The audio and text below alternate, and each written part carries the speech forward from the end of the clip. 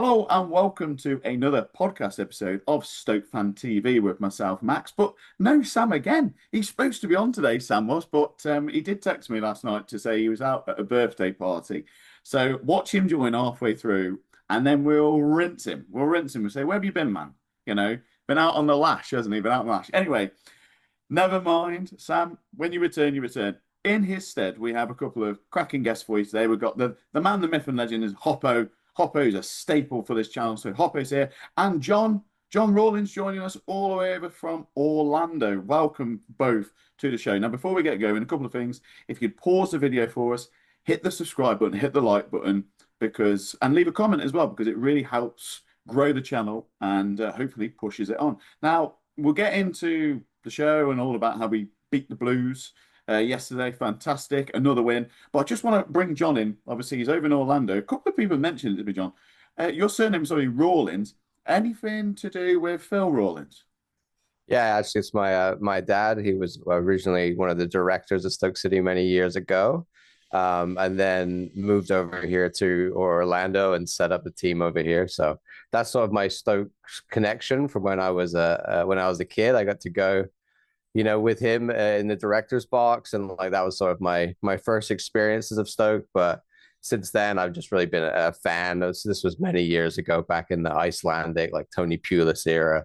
I was going to say, what players would have been around? What players? Oh, I mean, there was like Ricky Fuller, like James O'Connor. I mean, like, it was. I remember meeting Liam Lawrence a lot. A lot of that era, like Johnny Walters, like a lot of the guys that are now like Ryan Shawcross, the guys that are actually now back at the club. A lot of them of that era, I used to meet those. Like, they're so many of them are so nice, such down to earth guys. But yeah, that was sort of my little time in the club when I was, able to, and I was so young at the time, I didn't really appreciate, I think, what I was, the players I was meeting and being that behind the scenes. But yeah, it was really, really cool to do that as a kid.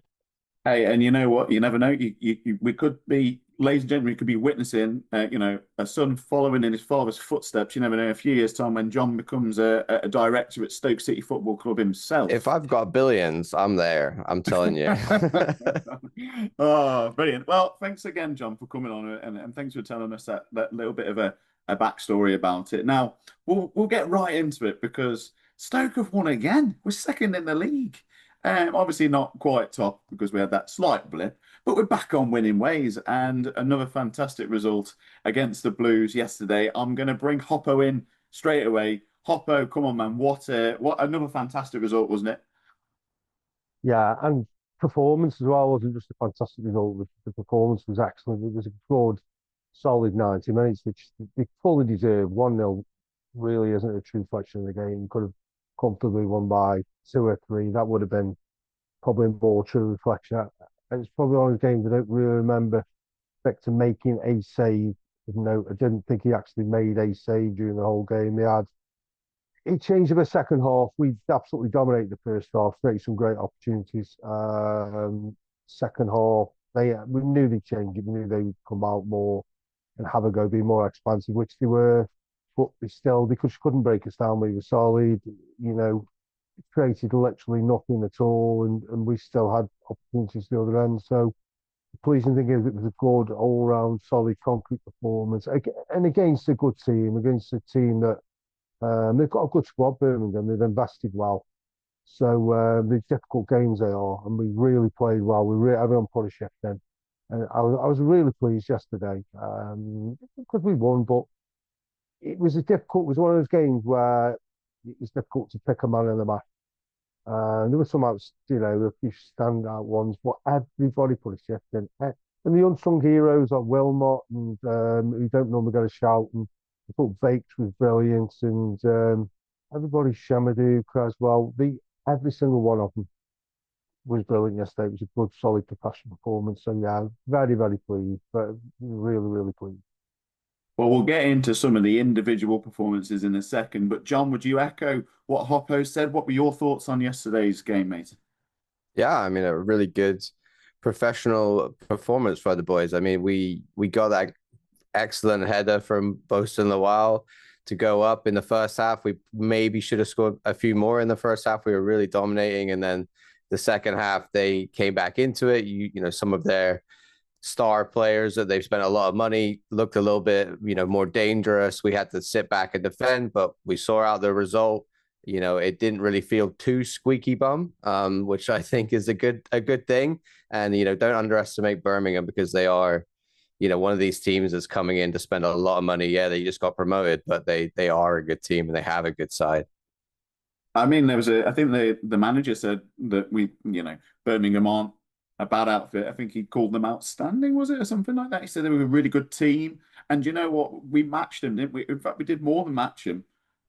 We dominated long periods of that game. And I want to talk about some individuals I think that contributed to that. And can we mention Bosun Lawal first? Because he's a talk of the town at the minute, isn't he? Hoppo, what are your thoughts on Bosun? I went on Radio Stoke at the beginning of the season, actually. Said that Lucas, I forget which one it was, maybe a Monday night or whatever after the game, he's going to be player of the season. Could see that in him last year. He wasn't fully fit. He's got absolutely everything. I don't want to get carried away, but he really is a top player. And he was, yesterday, you look at his stats, he never put a foot wrong. I think maybe towards the end of the second half, he miskicked the ball, but that was it. He was everywhere, doing everything. Solid, powerful, fit, scored a good goal. It's just difficult to score a header from where he did, and he wasn't 6 yards out. But yeah, it was a good finish. And there was a part as well in the first half where he's done a tackle, moved forward, and he's laid a great ball down for Melly, and we know he scored from that. But for me, he's a complete player. You can play him anywhere at all, and he'll put a shift in, and he'll play well. So I just absolutely rave about the guy. I just think he's absolutely brilliant. What a fantastic signing, and he's got such a bright future ahead. My only worry as a Bosun is that as these performances continue, you're going to get some big teams sniffing around him. He's going to be he's going to be in a lot of Premier League team minds, and they're going to be sniffing around him big time. He's a real talent. We really have done some great business getting him there.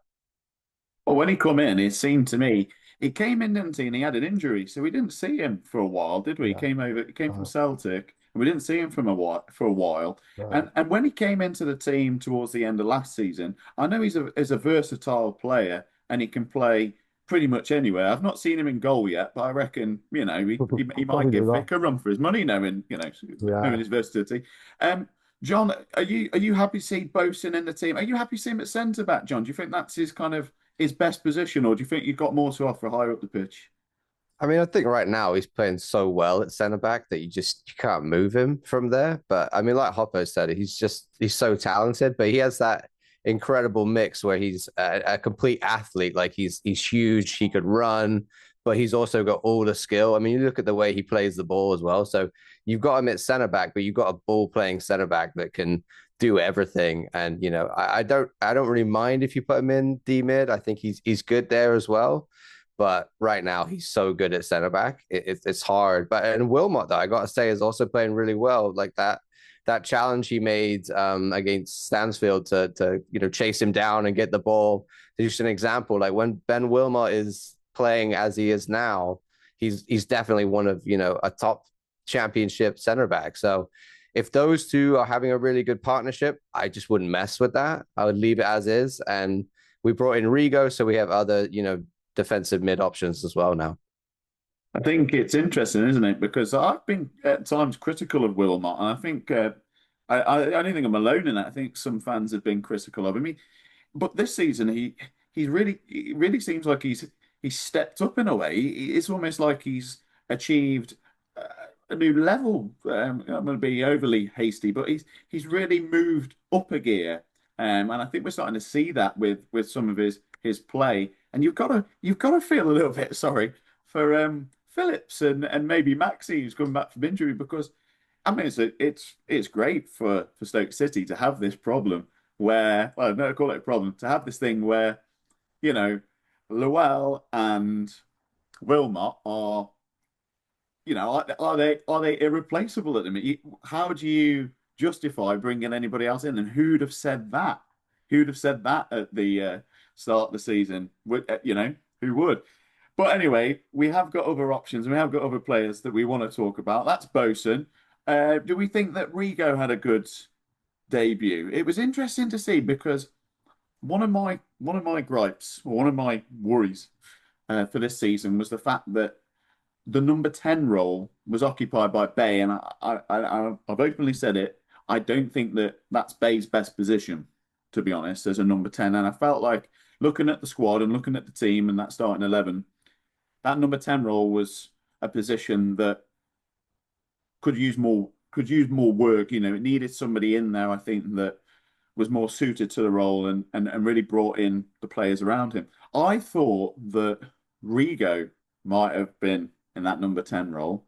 However, they didn't play him there, did they? Anyway, what did Hoppo think to Rigo's first game? Really good. Really looks a great talent. He was superb. Absolutely was superb. Every element of his play, he's moving forward. He was quick, sharp. He just needs one touch. He found somebody. Took time in the first half when it was close to the byline, and there was just no time and space. He just took it round a defender and laid the ball on. Really clever, really quick. And then I think first half as well, when Birmingham were attacking, he made a run back and cut it out from the defender. It could have been a dangerous attack for them, but he sprinted back, the ball off the player, and I think he laid it then, another little clever pass to somebody. So for me, he made a fantastic debut. He looks a hell of a talent, very highly regarded, and sometimes I think you've got to give these players time to settle in because the league has been playing in, so it's completely different to Championship. As we all know, Championship's terribly difficult, and he just fitted in like a glove. And it must have been great for him. Hear the crowd singing his name. So I thought he was outstanding yesterday. Definitely contender for man of the match. Everything he did was exceptionally good. So yeah, he had a fantastic performance. And if this is the Rigo we've got now for the coming season, then I'm really excited, to be honest with you. Really excited. John, were you happy with Rigo? But were you happy with that midfield combination? It was the first time we've seen that midfield combination. In fact, I'm pretty sure that's the first time we've seen Baker at number 10. To be honest with you, were you happy with those three in midfield? Obviously, it meant that Seko had to be dropped to the bench and Ho as well. What were your thoughts on those three in the middle? I think it's a bit harsh to drop Seko. I think he's been playing really well.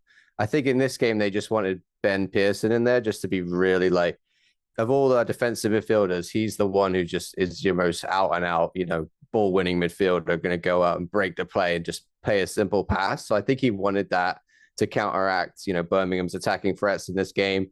But yeah, I'm kind of with you. I don't love Baker in the number 10. I think in some ways he's better being that box to box sort of role. Of your two defensive mids, one of them's going to get slightly further forward. That is usually Baker, but that does suit Rigo's, attributes a lot. So maybe he's going to be able to do that role. That's kind of what we saw in this game. And then that means Baker gets pushed forward, which I don't love. I don't love him there. I disagree with you. I do think Ho, that is his best position. I think he's better there than on the wing. But the one for me, I think is the most natural number 10 is Donnelly. I know he's on loan, but he's just very exciting. And I think if you want to go like all out attack and you want to have that creative attacking threat from the number 10 position, he's the one that I think is best suited to it. But it just depends, I reckon. I think. Why do you think he's not being played? Why do you think he's not being played? I think maybe just because he's, a lone player and we're going to develop our own players maybe, or, they're just figuring out how he gets into the team. I think also, like I said, different teams call for different things. And this one, we wanted a lot of guys out there that could hold the ball well and, maybe be a bit more defensive in our midfield three. Other teams that we're going to go more aggressive against, you're probably going to play more of the attacking midfield options. Where does Nzonzi, who's yet to feature, where does he fit into? Exactly. Where does he fit into this midfield? Hoppo, where does Nzonzi fit into that? Or does he at the minute not get in? I think it's difficult, isn't it? Because who at the moment would you drop from that team from yesterday? You're starting next Saturday at QPR. Who do you drop? Because unless it's tactically or through injury, you can't change that team because every single one of them were outstanding yesterday. So your answer is at the moment, I really don't know. I think he's going to get his time. He's going to get his games because, the natural byproduct is lots of games, competitive games, the cups as well. Opportunities are going to open up for all of them. They're all going to get their opportunities. They're all going to get the stars just because of injuries and because of, like you just said, John, because of tactics maybe changed the game. But it's a long, hard season ahead. So there'll be I don't know at the moment. I wouldn't change it, bring anybody on, just leave it exactly as it is. He's got it bang on. There will be opportunities for Stephen Nzonzi. And I think he'll probably come on and pack the game. I don't know if he'll start, but I think maybe you need that experience, that knowledge, maybe a little bit of tie to game. He'll come on and, manage the game out, or, and he's the kind of player with his ability who can, if it is a bit tight, you can bring him on 10 minutes ago and he'll open up a defence with a pass, by Millie Thomas or the forwards, he's that kind of a player. So there's a place for him, Max, but at the moment, I don't know how it is. What do you think, Joe? As Hoppo just mentioned, do you think that team's unchangeable at the minute? Is that first 11 right there from yesterday? Is that what we have to stick with going forward, or would you seek to mix it up, or what? I think Ben Pearson's going to rotate around because he just I think he got injured, and then he's liable to get a yellow or red in accumulation and have to come out because of that. I think last time I was on the pod, people thought I was against Ben Pearson. I'm not against him. I think he plays like when he did last game really well. I think he's a great player. It's just we need to see that consistently, and he's so often injured or out for red cards. So he's the one that might come in and out. I think Seko's going to get a lot of minutes. Baker will play there. Rigo is going to be the most consistent in that position, I think, regardless. I think he's going to be the one that the manager's going to want to play the most. I'm just excited to see Stephen Nzonzi on the field. I don't really, if he plays some minutes this year, if he plays a lot of minutes, I don't mind too much. I think he's just such a creative, exciting player, like Hoppo was saying, that when he gets on the pitch, he will just immediately do something and make an impact. So minutes for him might be limited, but he can be that super sub role that comes on and changes the game from the midfield. I think it's just refreshing, isn't it? Let's be honest. Last season we were fighting relegation. The season before we were fighting relegation, and when we were talking about the squad, when we were talking about the players, we were saying, or not necessarily us, but a lot of fans were just like they're just fed up with many players, and they were saying, just get rid of a lot of them. Just get rid of a lot of them, apart from Vic in goal, because it was almost like, I don't know whether it was the chopping and the changing of the managers, but it just was a different atmosphere. Hoppo, obviously, how much have we got to credit Robbins here? We're talking about the players, but what's the big differences, do you think, between last season and the season before and this season under Robbins? Yeah, absolutely got to credit him massively, but I think you got to credit Johnny Walters as well. I mean, he had a lot of stick over second Schumacher, remembering the analysis like him. But then he's taken a lot of stick. He's made a lot of changes. But I honestly believe from the beginning that everything he's done is for the good of the club. There was a lot of mediocrity within the club, within bad culture, and he's had to work and change that. So it's taken time. So we've now got Robbins in. He's like, for me, the final piece of the jigsaw. Robbins is a very experienced, been in many dressing rooms, and as a player, he's an accomplished player. One of the greatest teams, Man United, won stuff. So he knows what it takes to win. He's got a winning mentality, not as a player but as a manager. So he's got all those facets to consider, and he's come in. He's very clear the kind of player that he wants. Culture within the club, the dressing room. There's a minimum bar that you go to, and this is the standard that was set. If you're not happy, you're not going to last at Stoke now. So I think it's a lot of things. Last season was just a case of keeping us up. Get your basics, and then have your summer, bring in who you want. And I think it's many things, but it's always a combination of lots of things. Bringing in the right training staff, the right manager, and getting it right throughout the club. the culture throughout the club. So it's many things, but yeah, massive amount of credit. It's got to go to Walters and go to Robbins as well for what we're doing. But it's a completely different club now. Many years it was a holiday camp. It's a nice place for players to come, rock up, have a, says Pulis went. It's true, says Pulis went. That's the way it's been. It's been poor. It was so easily beatable. Now you're seeing the old Stoke City coming back. I've not seen us defend like this and have this togetherness and spirit since Pulis has been here.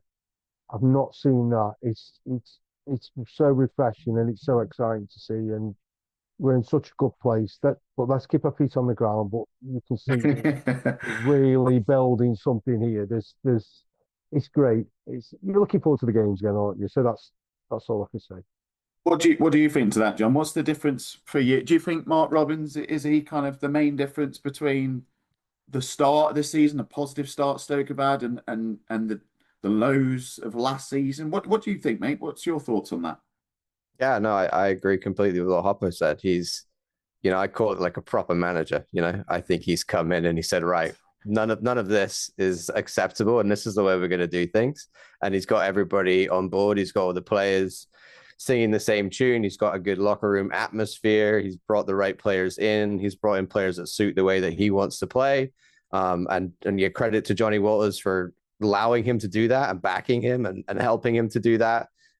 He did not start so well as our director of, football, but he's figuring it out and he loves the club. That through and through. So I think it's great that we have ownership that love the club and we have, a director of football that loves the club. And I think you see Mark Robbins starting to develop a little bit of passion like he did for Coventry, for Stoke as well. So he, for me, is definitely the difference. Yes, the team is much better, but who's driving that ship? Who's gone and said, these are the players I need. The depth we have in defensive mid, the depth we had in, center back, etc. across the park. Really, this year is so much better than last year, and a lot of that has got to go down to John Walters, but also Mark Robbins saying, I don't have the team I need to be able to compete in this league, and now he does. What's refreshing to see at Stoke City is this positivity going forward. The team this season looks dangerous. Do you know what I mean? I love that because, we've got that front three and then you look a bit further back and then we've got those central midfielders that are going to drive forward all the time.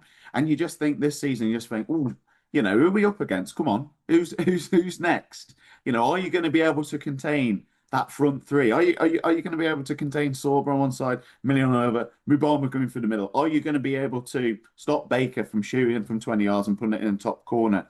Have you got enough to get past that solid defense that we've got now? Can you beat Vic from 25 yards? All right, good luck. So it does feel positive, doesn't it? And what I was saying, I know yesterday, maybe, okay, we beat Birmingham 1-0, but we have to be winning the games at home. We have to be getting over the line, those 1-0s, those 2-1s, grinding it out, not giving up. How many times have we seen Stoke City over the last couple of years getting towards the end of the game, not concentrating, letting a goal in at the last minute when we're 1-0 up and that's all Robbins for me. That's the difference. Yeah, I think that's the difference. The way that we see out games, the way that we play differently. I thought you said like the attacking front foot is always part of the way that we want to play. But, sometimes we'll sit back, defend, and then go on the counter, or sometimes we'll just try and attack all the time. But he's smart enough to know this is how to see out a game and how to take the points you need. And in this league, that's kind of invaluable in a lot of ways. And the difference between your managers you're going to do okay and the managers you will get you into that top, 8 or 6. I think points as well, sorry, Max. No, go on, Oppo. I've not seen for a long, long time, and it's dawned on me a lot this season. Seen it quite a lot, and it's paid dividends for us. Now, when we get the team attack, and say ball comes in the box, Vic gets the ball straight away. He's looking at it up the field as quick as he can to Thomas or to Millie or whoever to the forward. We scored against Southampton, didn't we, from that? And I've not seen us do that for a long, long time. That's really stood out for me there. We're better in transition. Let's get the ball forward as quick as we can. We nearly did it against Birmingham yesterday. Vic Yes. obviously punted the ball Yeah. forward, didn't he? And it was Sorba. And you saw Sorba at the post, but then what was interesting for me was you saw Mubama at the back post, leathering the hell out of the post because he wanted it. He was, but Yeah. he's a lone player, Mubama. Yeah. You'd have thought watching him, you'd have thought he's been there a couple of seasons and he's just trying his art, but he's a lone player and he's turning round and he's saying to the South Stand, "Come on, come on." Yeah. He would have broke the internet if he'd have scored that flick. I tell you, that would have gone viral. That would have been everywhere. Yeah, it's a great save. To be fair, it is great to see. It's interesting that relationship that you said between those two. Like the earlier happened when Mubama had a chance that he didn't pass it to Sorba, and Sorba was giving him, a bit of that. So I don't know what's going on there, but hopefully they've got a good relationship because we need them to figure out. We want that, way, don't you? In the nicest possible. You want to see your players falling out, not because they don't like each other, but because it's a frustration. And that's what you want. And you know what? You see that with all the big clubs, the successful clubs. That's a healthy workplace. That when you can have that conversation, say, "Come on, mate, we can score there," and say, "Yeah," but and that's apparent as well now. It's there. You can see the whole mentality is, "Come on, we're going to win this. We want to win this." And it's brilliant to see. It's refreshing.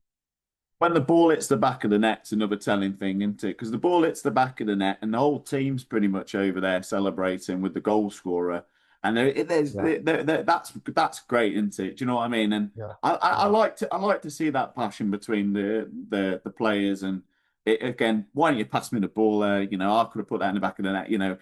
But then if that flown in, they would be together. Both playing air guitar on the flag and all that stuff, wouldn't they? So I think it's positive vibes, isn't it, Stoke fans? It's positive vibes. Right. We could chat your ear off for the next 2 hours, I swear to God, but we've got to wrap it up because we've still not been joined by Sam. So I presume he's relaxing. He's relaxing after a heavy night. Need to find Sam. Yeah, he does. He's on an international week, I think. Sorry, I think everybody on the channel comment what fine Sam should have for not seeing. Yeah, what's on TV. Something that there should be something. Fine. Yeah, what's Sam got to do? Because that's that for bunking off. What's his forfeit? It's got to be something, isn't there? Exactly. And don't forget, it's got to be something. It's got to be something major because he's a Morris dancer. We know that, so it's very difficult to embarrass him. I know this feeling as a Morris dancer myself. He can't embarrass us, so it's got to be something major. It's got to be something major. Anyway, Stoke fans or Birmingham fans, whoever's watching, if you've made it this far, well done.